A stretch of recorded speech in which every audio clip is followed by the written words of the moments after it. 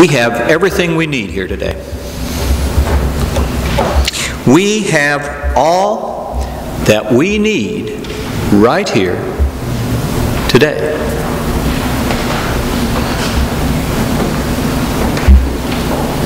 To do work for the common good in this community. We have enough ideas to be church in this place. We have enough financial and spiritual resources. We have enough time. We have enough energy. We have enough money. Friends, nothing that God demands of us as a community of faith is impossible for us. We have all that we need right now, today. Right? Oh, it's silent out there. Amen. Thank you, brother. Does that all sound really strange to you?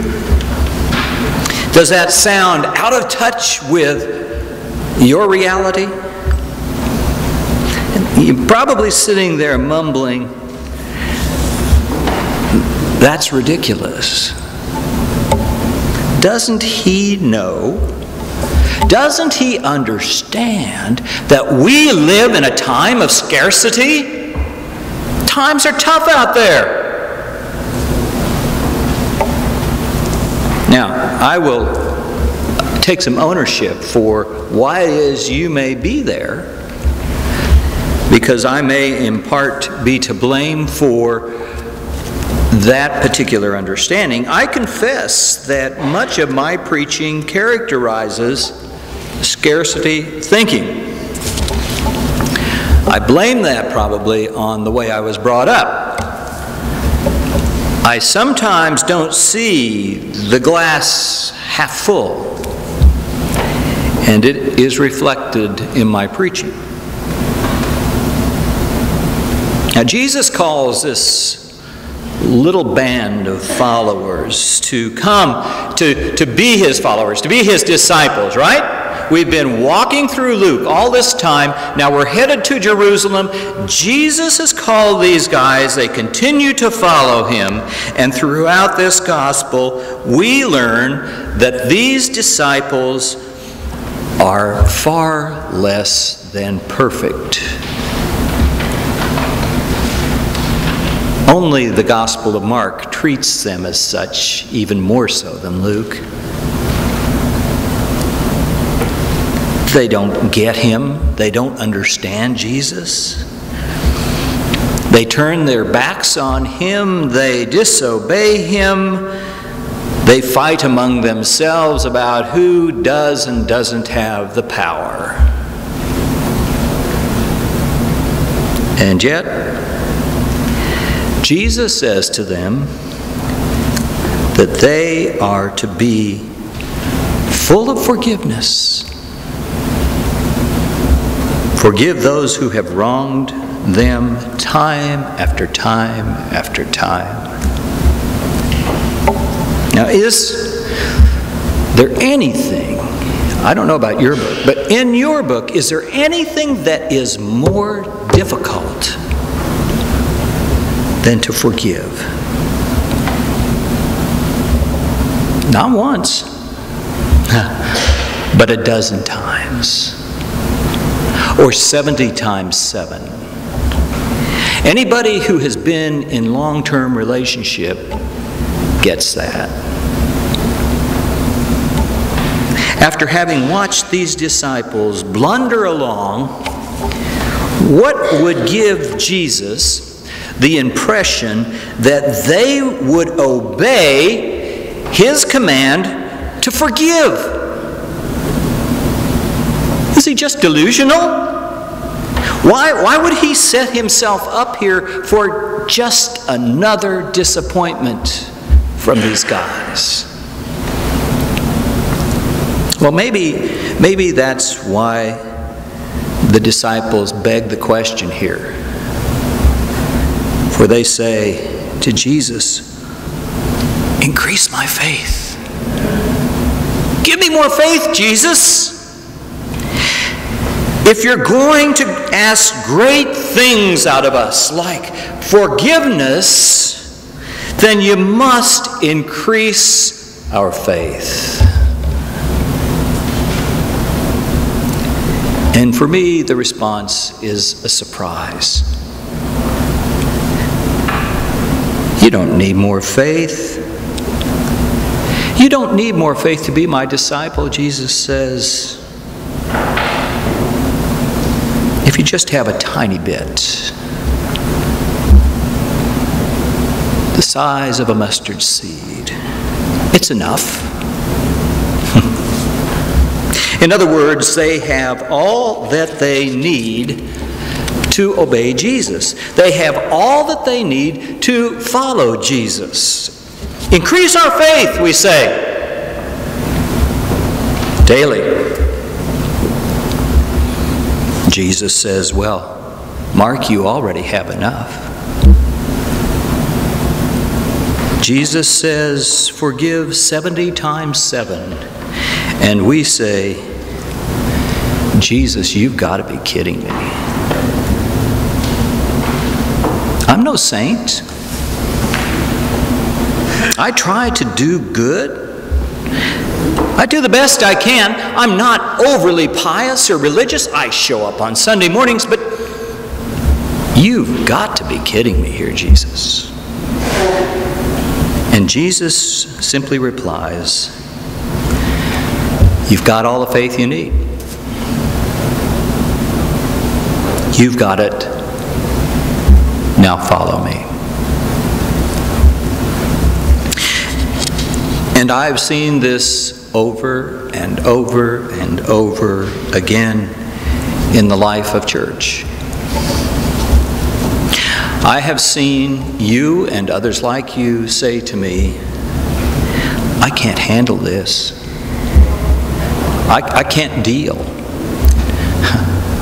It doesn't matter if you're trying to figure out about dropping a class or if someone has died in your family. It doesn't matter. I can't deal with this.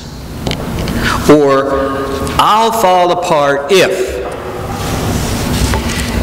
these things don't happen in my life, I'm done. I'm sunk. There is no hope.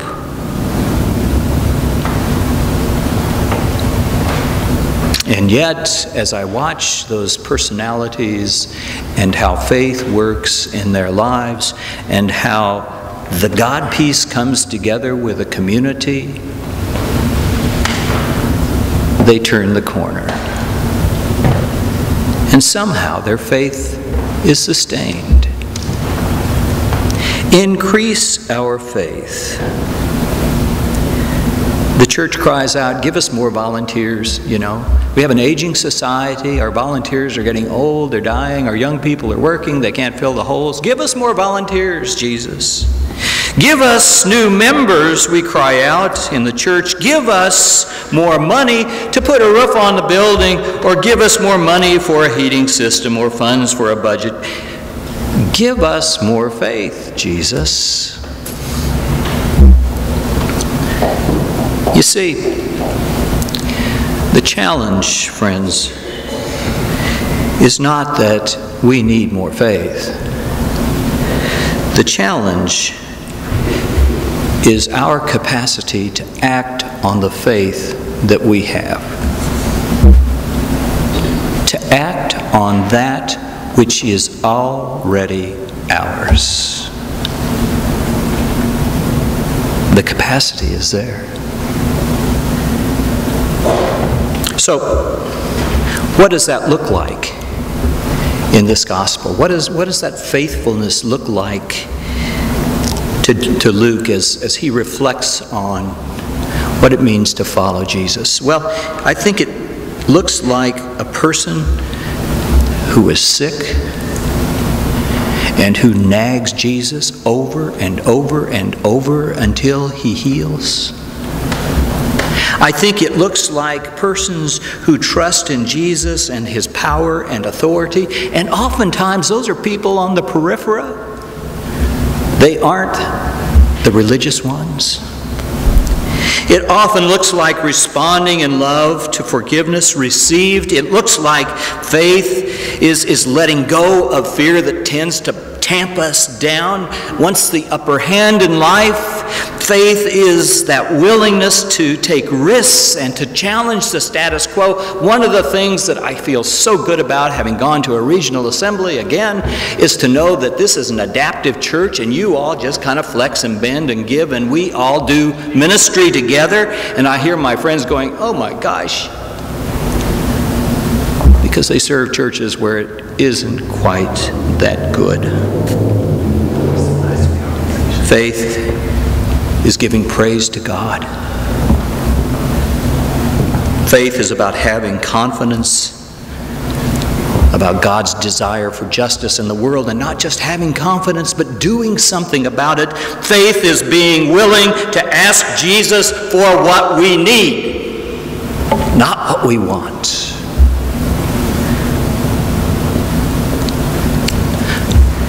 So today, at this table, we will sing, not speak, but today we will sing, "Forgive us our debts as we forgive our debtors." All the faith we need is manifest at that table. All the faith that we need on this World Communion Sunday is to be found at that table when we again will be challenged by Jesus to be healing and reconciliation and wholeness to one another in this world, because Jesus has been and is that for us now at that table. Yes. Yes, there is quite enough faith, even for that. David, tell us about a reconciliation offering.